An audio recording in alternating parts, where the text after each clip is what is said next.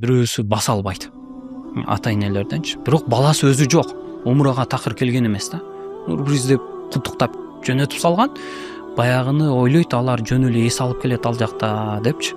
Анан сиз баса аласызбы дейсиз, баса албайсыз. Анда токтоңуз дейсиз, анан коляскага отургузабыз, бир жагынан ажы баштылык, бир жагынан өзүбүз жанакыны түртүп алып айлантырган күндөрүбүз болот да.